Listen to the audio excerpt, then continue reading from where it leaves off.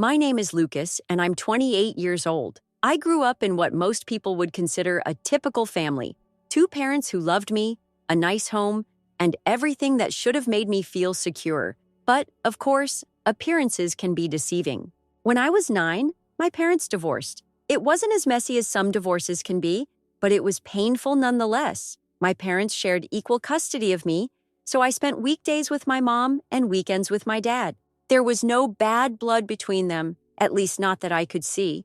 They both cared for me deeply, and though I missed having them together, I learned to adjust. The separation wasn't the end of my world, but it changed the shape of my life. I lived two separate existences, one with my mom, where everything was calm and stable, and one with my dad, which was a little more chaotic. But through all of it, I always felt like I was caught in the middle of their world and mine. I tried to make peace with both sides, and for the most part, I thought I was doing okay. When I was 11, my dad met Gina, a woman who would change everything. Gina had twin daughters, Emma and Emily, who were already 14. They were older than me, and from the start, they didn't make much of an effort to befriend me. They seemed like typical teenagers, immature and self-absorbed, and often threw tantrums when things didn't go their way. I was quiet, an introvert, and instead of joining in their drama, I would quietly observe from the sidelines. A year into their relationship, my dad and Gina got married. At 12, I was supposed to be excited about the new family dynamics, but I wasn't. I had hoped that I would develop a good relationship with Gina, but as the months passed, it became clear that was never going to happen. Gina had a plan, and that plan didn't involve me. When she first married my dad, she acted nice enough, but I could tell something was off. Then one day, after my dad had gone to work, Gina sat me down and said it. She didn't really like me. She said it was all just for my dad's sake, that we needed to pretend to get along when he was around. When he wasn't there, she made it clear I wasn't welcome. She even said I reminded her too much of my mom. That conversation was a punch to the gut. I had genuinely tried to build a connection with Gina, and hearing those words from her felt like a complete betrayal. She then told me to stay out of her way when my dad wasn't home, that I was a constant reminder of the life she didn't want. I felt like my world was falling apart. For a moment, I believed that maybe I wasn't good enough, that maybe I deserved to be pushed away. As if that wasn't bad enough, Gina's twin daughters, who had already been standoffish, started teasing me about my dad's lack of love for me. They made jokes about how I didn't fit in and how my dad probably loved them more. I didn't know what to say, so I cried. It hurt too much to process. I called my mom, telling her everything, but she was furious. She immediately called my dad, who reassured her that I had misunderstood Gina's intentions. He insisted that I was just imagining things, and just like that, the cycle began. I was left feeling even more isolated, my cries ignored by the one person I trusted the most, my dad. But the worst was yet to come. When I visited my dad the next weekend, Gina greeted me coldly. After he left for work, Gina pulled me aside, her face twisted with anger. She told me that if I ever told my mom about the things she had said, she would ensure that I never saw my dad again. And if I didn't stay quiet, she would divorce him, take everything he had, and leave him destitute. She made sure I understood how powerless I was. As a scared 12-year-old, I didn't know what to do, but nod in agreement. From that moment on, Gina made it her mission to make my life miserable. She would insult my appearance, my weight, and my height. The constant barrage of hurtful words left me feeling worthless. What's worse, my dad was oblivious. He continued to believe that Gina and I had a good relationship and often forced me to spend time with her and the twins. I hated every minute of it. When we would go out to eat as a family, Gina would use my dad's credit card to pay for the meal, but wouldn't let me eat anything substantial. I was allowed to have just soup or dessert, watching as the others finished their meals. Many nights I would return home hungry, only to be sent straight to bed without any real food. This was the life I had at my dad's house, and I hated it. I grew to dread the weekends, to the point where I would make up excuses to avoid going. I would tell my mom I had a stomachache, anything to stay with her. But my dad would call, expressing how disappointed he was that I didn't want to visit. He was sad that we didn't have a closer relationship, and my mom would ask me, gently, if something was wrong, but I kept quiet. I was scared of Gina's threats, scared of what would happen if I spoke out. Things didn't improve as I got older. Gina's behavior worsened, and by the time I was 14, I was emotionally exhausted. I had learned to stay out of her way as much as possible, avoiding conflict whenever I could. Still, every now and then, she would say something hurtful, and I would stay silent, hoping she would eventually stop. She never did. By the time I turned 21, I had endured years of her cruelty, and I thought maybe things could finally change. I was about to learn just how wrong I was. As I got older, things with Gina didn't get any better. They got worse. I learned how to navigate her cruelty by becoming invisible, staying quiet, and doing whatever I could to keep out of her way. But that didn't stop her from making snide remarks or doing her best to tear me down. By the time I was 16, I had become a shell of the person I once was, quiet, withdrawn, and constantly afraid of what Gina might say or do next. It wasn't just Gina. The twins, Emma and Emily, had grown up too, and they shared their mother's distaste for me. They would mock me in subtle ways, using my height, my weight, or anything else they thought would hurt me. I had developed a thick skin over the years, but no amount of emotional armor could shield me from the constant onslaught of their negativity. They would make cruel jokes about my appearance, my grades, anything they could use to make me feel small. And my dad, still oblivious, never saw what was happening. Whenever I tried to bring it up, he would always defend Gina, telling me that I was overreacting or that I didn't have a sense of humor. There was one trip that stands out in my memory, a family vacation to Greece when I was 14. I didn't want to go, but my mom encouraged me to join, saying it was a good opportunity to see the world. I reluctantly agreed, hoping that maybe, just maybe, this trip would be different. But Gina and the twins had other plans. The whole time we were there, Gina continued to tease me, mocking my weight and height, making sure to do it just enough that it wasn't outright cruel, but hurtful enough to sting. When I mentioned playing basketball, she made a comment about how I needed to be taller to play the sport, despite me being fairly tall for my age. She then told me I should focus more on studies if I wanted to be successful, as if somehow my worth was tied to her narrow expectations.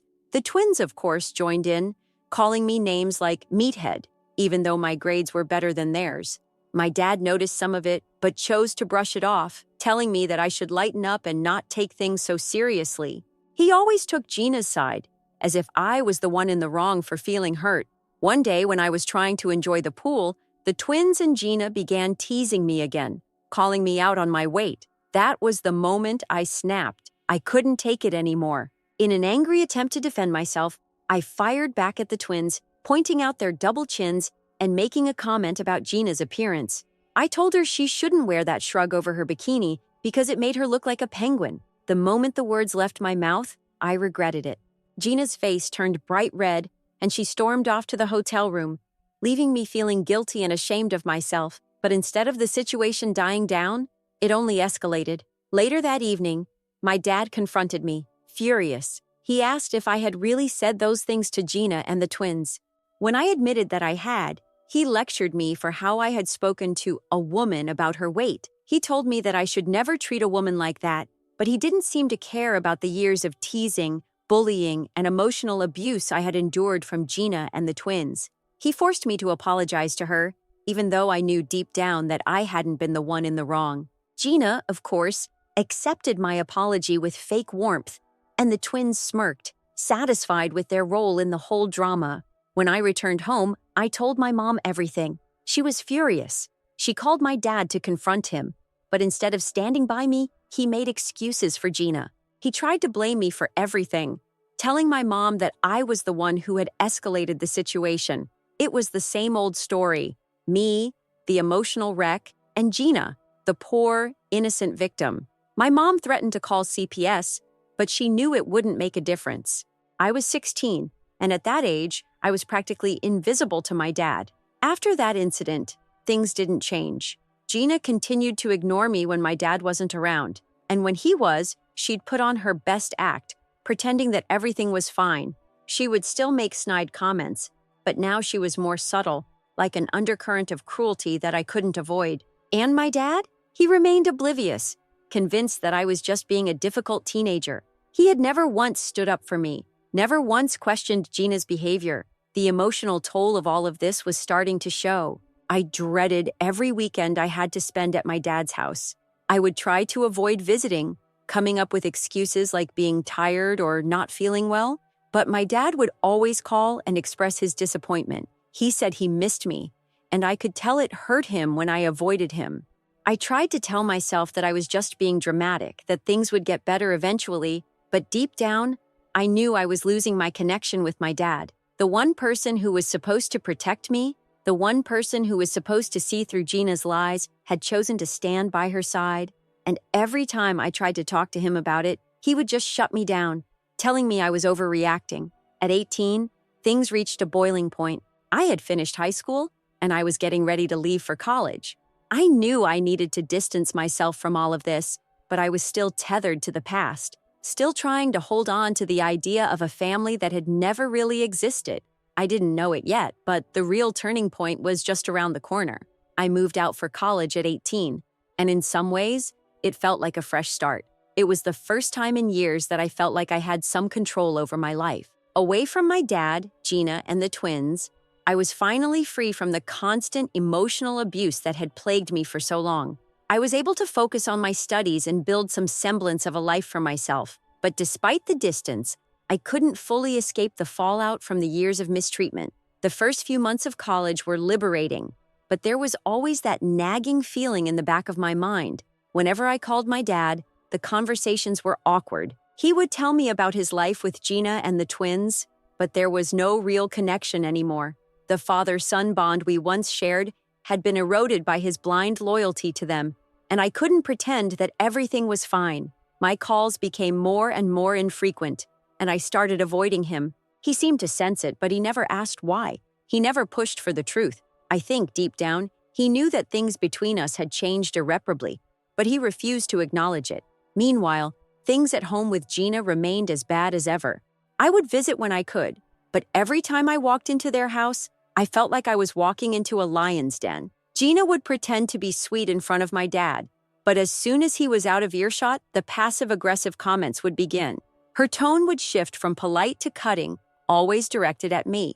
It was the same old game, and I hated it. When I turned 21, my dad reached out and invited me to dinner at his house. He said he had important news to share, and although I was reluctant, I decided to go. For some reason, I was hopeful. Maybe, just maybe, things would finally get better. My mom urged me to go, telling me it might be good news. But deep down, I was nervous. I had learned the hard way to expect the worst from my dad and Gina, but I still couldn't shake that tiny hope that one day my dad would stand up for me. When I arrived at my dad's house, I was greeted warmly by him, but there was an unmistakable coldness in Gina's eyes. She didn't even try to mask it, which only made me more anxious. We sat down for dinner, and my dad started talking about the news he had been so eager to share.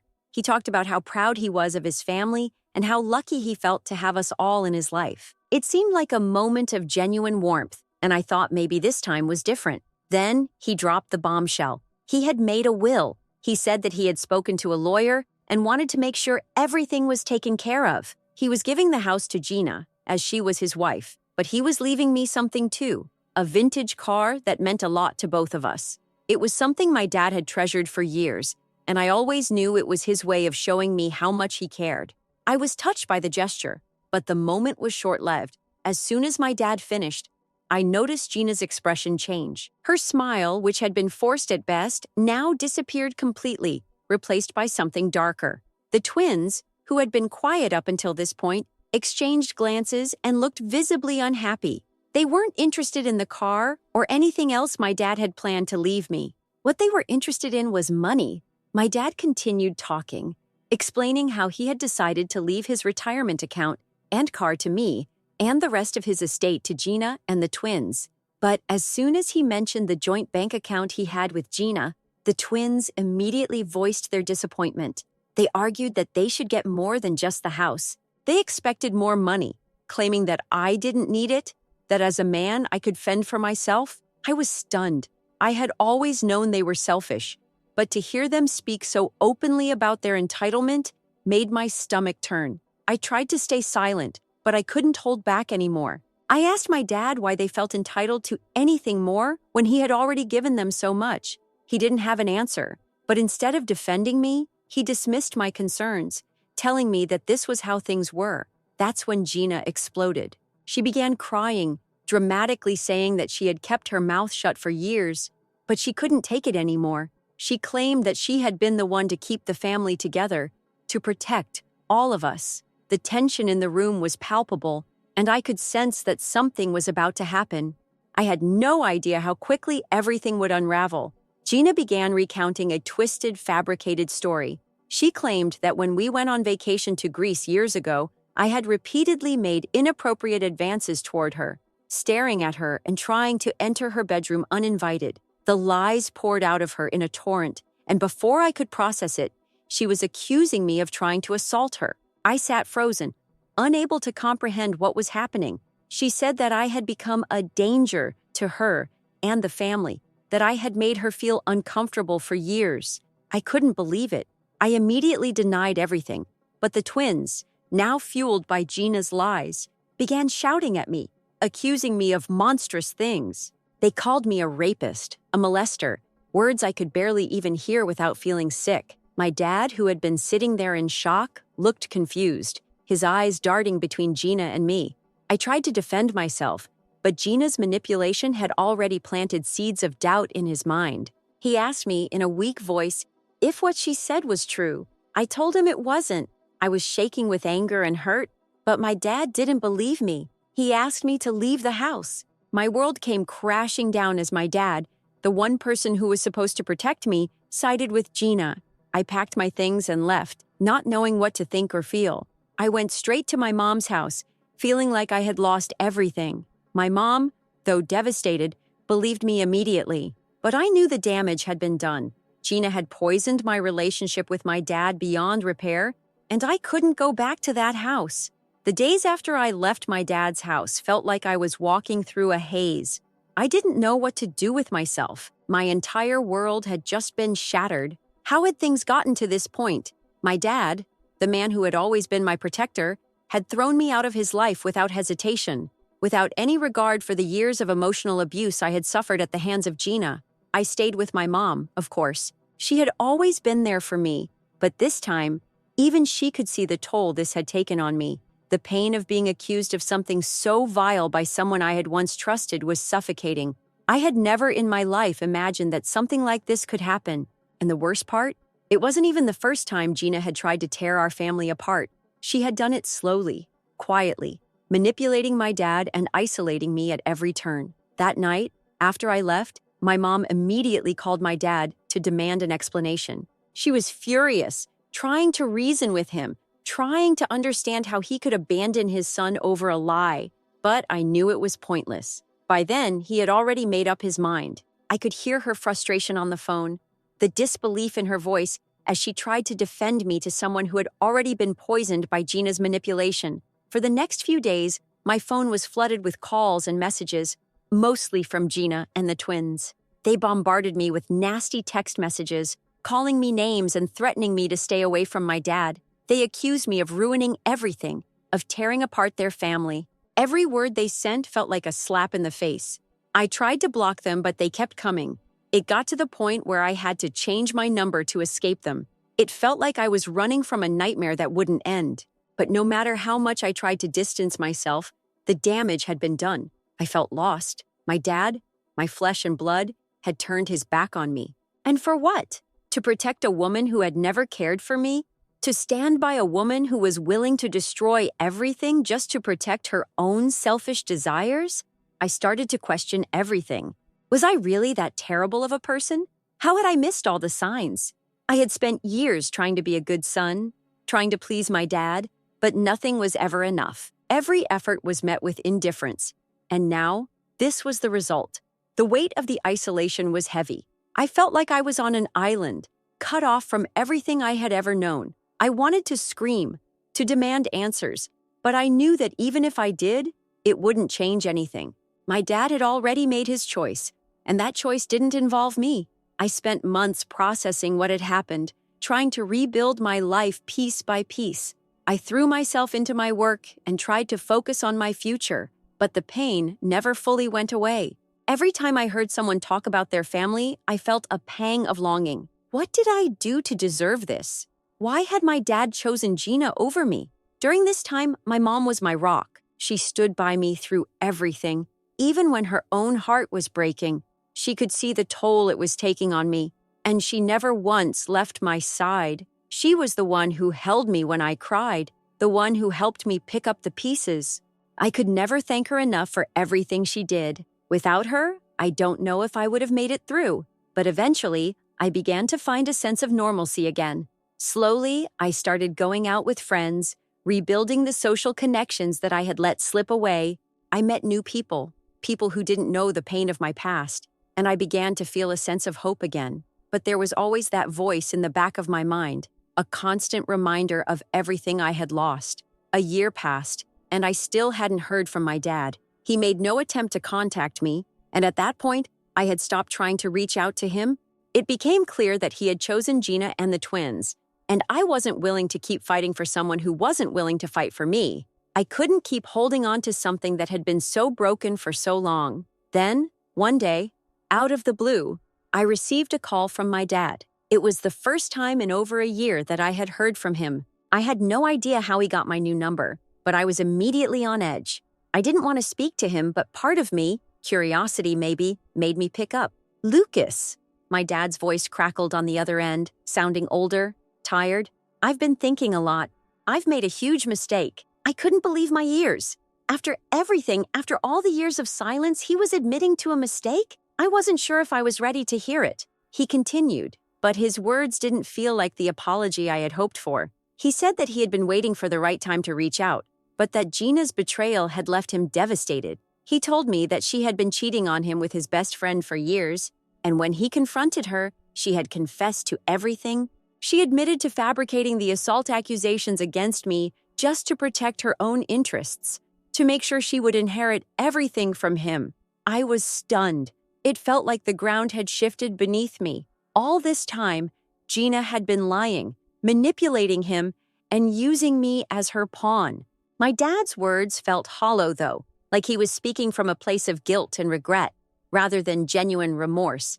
He said he was sorry for abandoning me, but I couldn't bring myself to believe him. The truth was, it didn't matter anymore. Too much damage had been done. I told him that I didn't want to have anything to do with him anymore. He wasn't my father anymore. He had chosen Gina over me, and there was no coming back from that.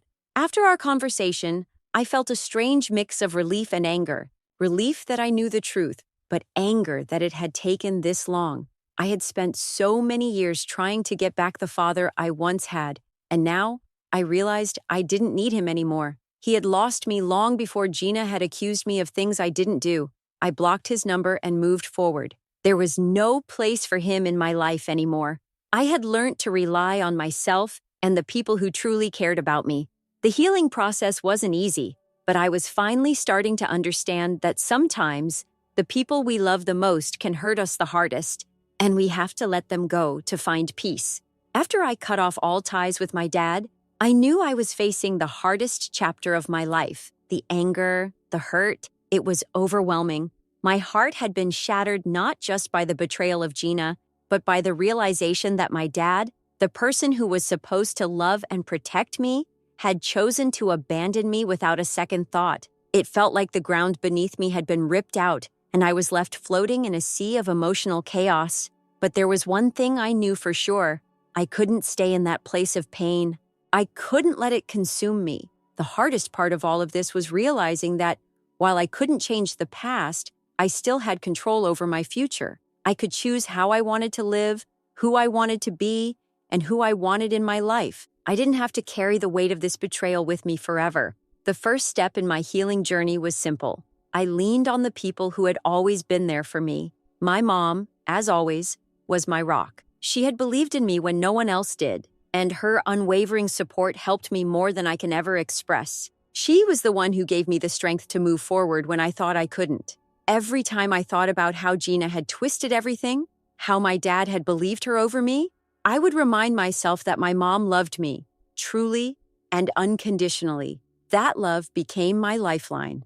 In addition to my mom, there was someone else who helped me rebuild my life, Mara. I met her a year after the fallout with my dad, and at first, I didn't know if I was ready for another relationship. I was afraid that I might bring all my baggage into it, that I might push her away like I had pushed so many others. But Mara was different. She was patient, understanding, and kind. She never pushed me to open up, but she was always there when I needed to talk. Slowly, I began to trust her, and in doing so, I started to heal. Mara saw me for who I was, not the victim of my past, but the person I was becoming. She made me realize that my worth wasn't defined by what Gina or my dad had done to me. She showed me that I could still build a future full of love, trust, and happiness. And in doing so, she helped me put the broken pieces of my heart back together. Despite my progress, though, I still had lingering doubts. Could I truly move on from the past? Was I ever going to feel whole again? It wasn't easy. There were days when I would wake up and the weight of everything that had happened would crash over me. There were nights when I couldn't sleep, my mind racing with the what-ifs and whys of it all. It was on those nights that Mara would hold me, letting me cry it out, never judging me, always listening. Slowly, the rawness of my emotions started to fade, replaced by a growing sense of peace that I had been longing for. One of the most significant changes came when I decided to seek therapy. It was something my mom had suggested to me a few times, but I had been reluctant to try. I was afraid of what it might mean, of having to relieve the pain of my past. But when I finally took the step, it was like a weight had been lifted off my shoulders. Talking to someone who could objectively listen to my story without judgment was incredibly freeing. Therapy helped me untangle the emotions I had buried deep inside me for so long. It gave me the tools to process the trauma, to grieve the father I had lost, and to finally understand that the choices of others were never a reflection of my worth. Therapy also helped me realize how much power I had over my own life. For so many years, I had let my dad's actions, Gina's lies, and the toxicity of that family dynamic dictate my happiness. But now, I saw that I could choose how I responded to the world. I could choose peace. I could choose to heal. And most importantly, I could choose to love myself. It wasn't an easy lesson to learn, but it was the most important one. As I started to embrace the life I was building, things began to shift. My work flourished, and I started making new connections with people who valued me for who I was, not who I was supposed to be in someone else's eyes. It felt good to finally be seen for the person I had become, rather than the victim of my circumstances. Mara and I continued to grow closer, and a year into our relationship, we began talking about our future. I had never thought about getting married, not after everything that had happened with my family, but with Mara, it felt different. She was the one person who had stood by me through thick and thin, and I realized that I wanted to spend the rest of my life with her. We talked about moving to a different city, one with a slower pace of life, and eventually starting a family of our own. The thought of a family was both exciting and terrifying. It made me realize just how much I had lost with my own family, the one that had chosen to reject me. But it also made me appreciate how far I had come, how much I had grown since those dark days of betrayal. I no longer needed validation from my dad or Gina. I had everything I needed with Mara and my mom. They had shown me what real love and loyalty looked like. A few months later, Mara and I took the plunge. I proposed to her, and she said yes. It was a moment of pure joy, a moment that felt like everything had come full circle. I had finally found the peace I had been searching for, and I was ready to build a life full of love, happiness, and mutual respect. But even with all the progress I had made, there was still one lingering thing in the back of my mind: my dad. It had been almost 2 years since I cut him out of my life, and I had stopped thinking about him for the most part, but every now and then I would wonder what he was doing, if he ever thought about me, and if he regretted his actions. One day, out of the blue, I got a call. It was from an unknown number, and at first, I didn't want to answer it, but something made me pick up. It was my dad. When I heard my dad's voice for the first time in 2 years, I didn't know how to react. The years of silence, of hurt, of abandonment, everything came rushing back all at once. My heart beat faster, my breath shallow. I had finally moved on, or at least I thought I had. I'd built a life with Mara, found a sense of peace, and learned to embrace the love that had always been there for me. But now, my dad was back, and I wasn't sure how to handle it.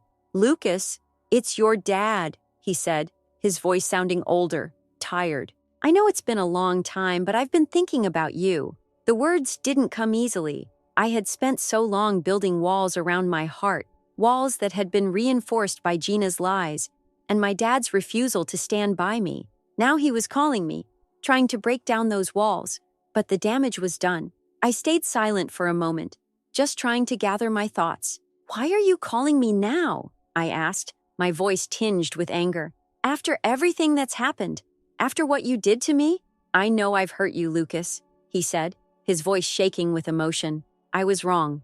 I believed her lies.